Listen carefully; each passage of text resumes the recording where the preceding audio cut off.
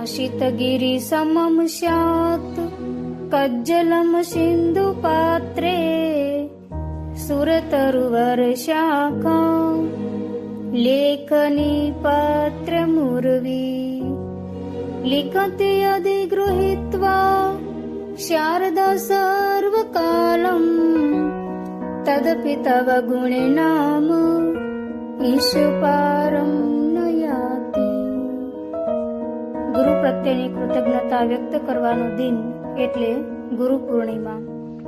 સર્વપ્રથમ આપણે ગુરુ શબ્દને વ્યાખ્યાયિત કરીએ તો ગુ એટલે અંધકાર અને રૂ એટલે પ્રકાશ.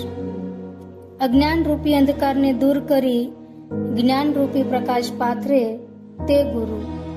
પ્રાચીન સમયમાં અષાઢ માસથી વિદ્યા આરંભ થયો, કારણ કે અષાઢ માસનું વાતાવરણ વધુ ગરમ પણ નહીં અને વધુ ઠંડુ પણ નહીં એવા પ્રકારનું હોવાથી અભ્યાસ માટે અનુકૂળ છે. વળી જેમણે અધ્યયન પૂર્ણ કર્યું છે તેઓ કૃતજ્ઞતા વ્યક્ત કરવા માટે ગુરુ દક્ષિણા આપે છે. તેથી તેને ગુરુ પૂર્ણિમા કહેવામાં આવે છે. ગુરુ પૂર્ણિમાને વ્યાસ પૂર્ણિમા પણ કહેવામાં આવે છે, કારણ કે દ્વાપરના અંતે અને કળિયુગના પ્રારંભે પરાશર મુનિ અને સત્યવતીના પુત્ર એવા કૃષ્ણ દ્વૈપાયનનું આ દિને અવતરણ થયું.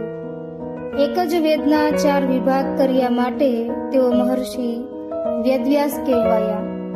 વ્યાસો શિષ્ટમ જગત સર્વમ, એટલે કે આખું જગત મહર્ષિ વેદવ્યાસનું એંઠું છે.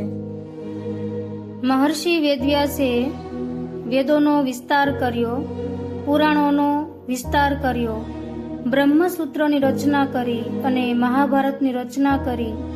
તેમાં સર્વ પ્રકારનું વર્ણન છે. અન્ય કવિઓએ જે કંઈ લખ્યું છે તે તેમાંથી જ પ્રેરણા લીધી છે. આ સૃષ્ટિમાં અસંખ્ય જીવો છે, તેમાં માત્ર મનુષ્ય જ એવો છે કે જેમણે જીવન નૈયાને પાર ઉતારવા ગુરુની જરૂર પડે છે. ગમે તેટલું તપ કર્યું હોય, શાસ્ત્રોનું અધ્યયન કર્યું હોય, પણ જો ગુરુ જ્ઞાન નથી તો સર્વ વ્યર્થ જ છે. રાજા જનક, પરશુરામ અને રાવણ આ ત્રણેય શિવજીના જ શિષ્યો હતા. રાવણે ખૂબ તપ કર્યું, શાસ્ત્રોનું અધ્યયન કર્યું, પણ તેનું આચરણ અધર્મનું હતું.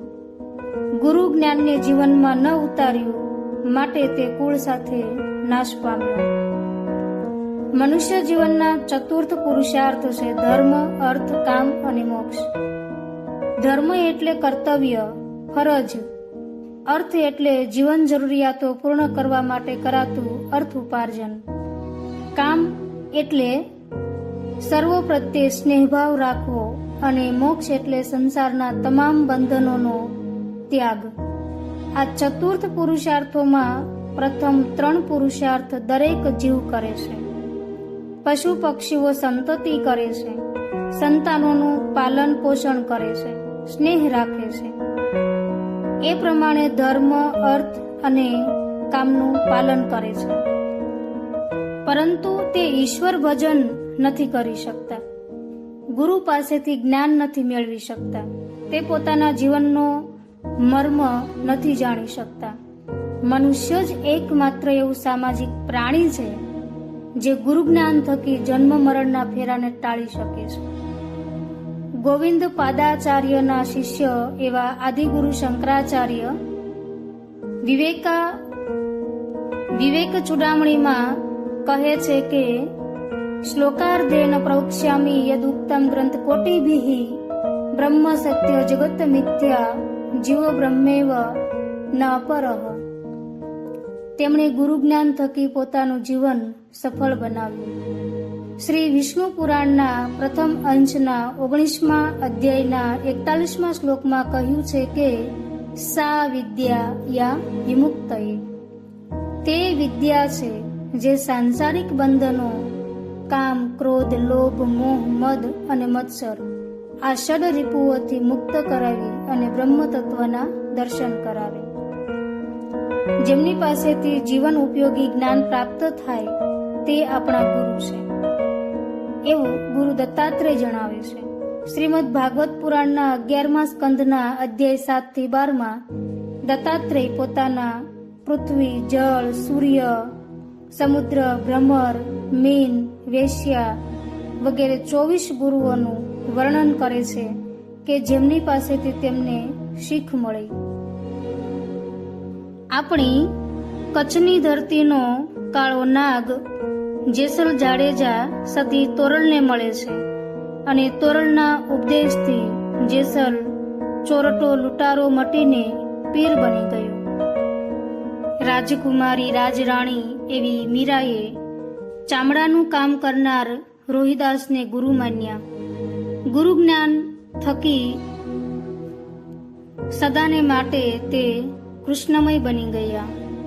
આમ મનુષ્ય જન્મ માત્ર ખાવા પીવા, કામનાઓ ભોગવવા, પૈસા કમાવા માટે નથી મળ્યો, પરંતુ ઈશ્વર ભજન કરવા માટે, બ્રહ્મમય થવા માટે મળ્યો છે. એવું જીવનનું લક્ષ્ય સાધી આપે તે ગુરુ.